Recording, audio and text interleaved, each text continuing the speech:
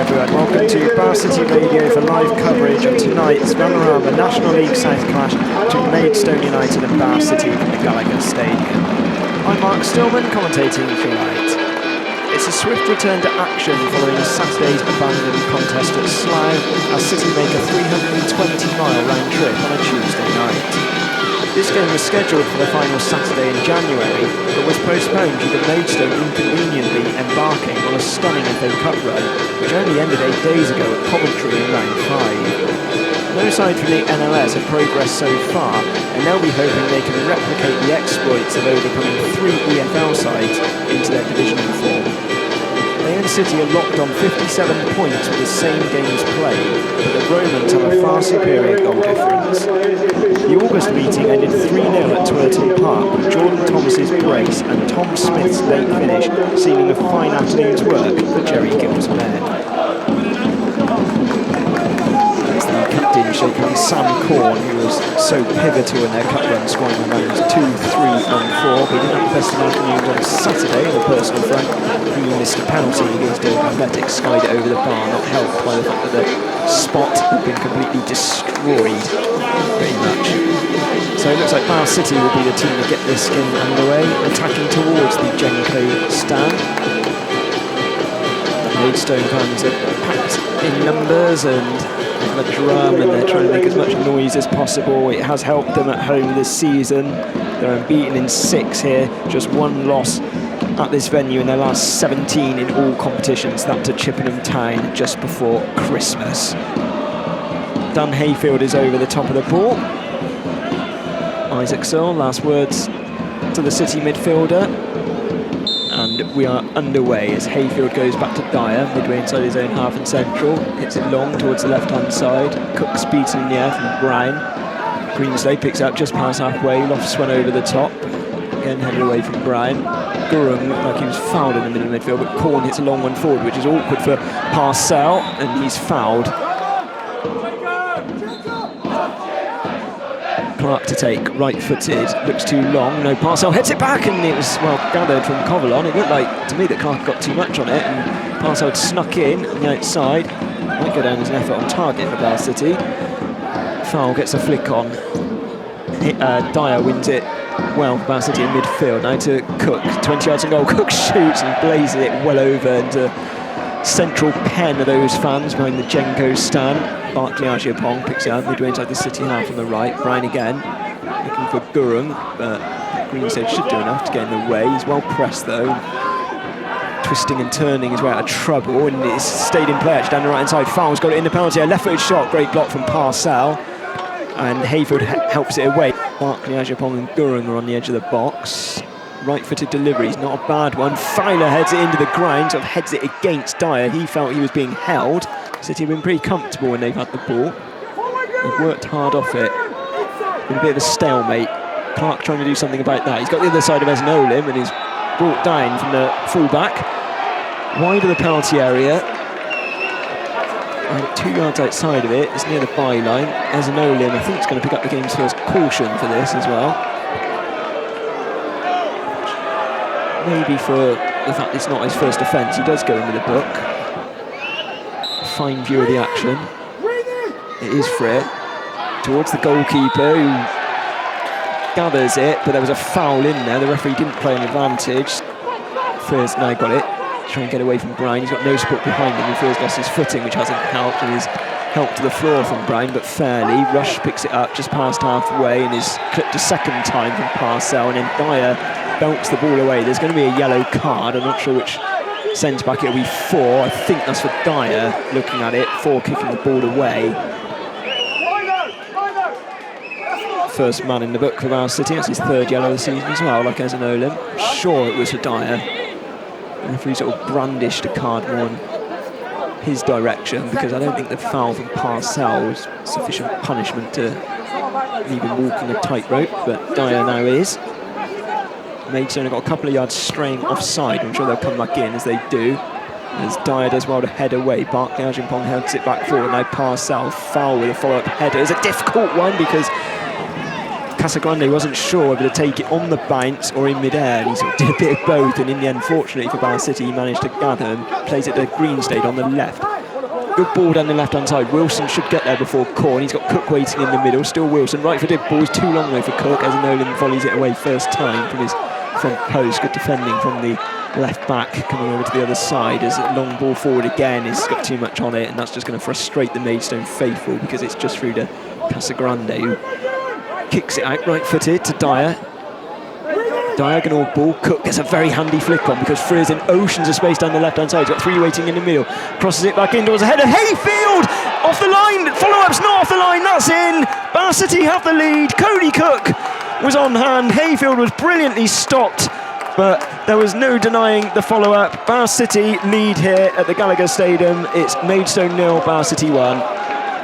37th minute. And the players retreating, back in position. We're just getting confirmation whether it was Cook goal scorer. Sorry, a bit muted there. If it is, his 18th goal of the season. It was 𝗛𝗏field's initial header. Cook was there, who scored on Saturday, which didn't stand, and this game plays to a finish. That one, of course, will. It's announced as Cody Cook, who nets for the 15th time in National League South this term, 18 in all competitions. Nods it on. Rains goes to ground. Russ heads it into the floor. Now Clark trying to get away from 𝗛𝗚𝗚𝗛𝗚𝗚𝗚. He can't do anything too bad because he's on a yellow. He tried to push him aside. Still Clark. Cuts inside now onto his left foot. Corner of the box. Distant ball, but an important header away from Greenwich. Greensay left-footed first time. He heard the cries to shoot, and he'll wish he hasn't, because he's put it around 12 yards wide. Picked up from 𝗚𝗚𝗚𝗛𝗚𝗚 just past halfway. That's a handy ball forward to Rush on the right. He's got 𝗛𝗚𝗚𝗛𝗚𝗏 waiting for it. Now he's got Tango inside the penalty area. Too slow. Russ was too quick. Beat him to it, but he's dispossessed now. It's Rush on the right. Ball intakes deflection, headed away from 𝗛𝗚𝗚 and straight against his own teammate in 𝗛𝗏field, who's under pressure. Just as enough to get it away. Tango was breathing down his neck. Now Rains up to Cook. Does really well to hold the ball up now to Wilson on the right-hand side. He's got 𝗛𝗏field down further wide on the right. Wilson's waiting in the middle, as is 𝗛𝗏. He's chipped at the other side of his man. 𝗛𝗏field draws it across. Wilson near post. Wilson, can he get a shot away? No, it's blocked. It's nearly back to Wilson. He's trying to bulldoze it through. Clark's got it 10 yards out. It's blocked from Greenwich. Cook is still blocked. City can't force a way through. Clark chips it, and it's not connected from Cook, and he should have connected, and had he done so, that would have been 2-0. That was superb pressure from Bath City. Not sure how they didn't capitalise. Cody Cook probably had the best chance of all, because it was just delicately lofted into him around 6 yards out. He didn't get anything behind it. He could have had a second. Bath City could have had a second. Greenwich, left-footed ball, and they'll have to start playing the ball around better. They want to get anything out of fellow Perth hopefuls. Greenwich picks it, Fowl picks it up well. 20 yards from goal, over the right-hand side now to Tanga. Low ball in. Fowl's got it 10 yards out, and he's scored. Ball almost got trapped underneath his feet, but he managed to release it, and for around 10 yards out, drives it low into the bottom left-hand corner. And Mo Fowl, whose life in a Maidstone shirt has gone swimmingly so far. It's another goal for him. That's his 5th in 7 starts. In the 45th minute, it's Maidstone United 1, Bath City 1. Right-footed ball, 𝗛𝗚𝗚𝗛𝗚𝗛𝗏 lay off his loose. He's fortunate that 𝗚𝗚𝗚𝗛𝗏 slid in with a splendid interception in midfield. Now 𝗛𝗚𝗚𝗛𝗏 tried to play it back to the captain. Rains does well to bite and win the ball in midfield. Clark over the top to Cook. Flag stays down. Cook wide on the penalty area, still got it Cook. We're past the 2 minutes added on. Freer, left-footed ball. 𝗛𝗏field's arriving late. He's played it back, and again it's helped off the line. This time it was Greenwich who got his 6'6" frame in the way to divert it over the ball. Maidstone are extremely fortunate to escape. They are not keeping an eye on these late runs from midfield from Dan 𝗛𝗏field, who could have had 2. He's got a corner, should he have enough time to take it. Wilson's waiting in the 6-yard box. Freer, left-footed, is headed away, and the referee blows for half-time, which is, to say the least, was a slow burner. Freer's got it in the left, again room across, chips it towards Wilson, it's too high for him, headed away well from 𝗛𝗚𝗚𝗛𝗚𝗏. Rains pounces on the loose ball down the right to Clark on the left, on the right with his left foot. Freer's coming in, he's just beaten to it from Tanga.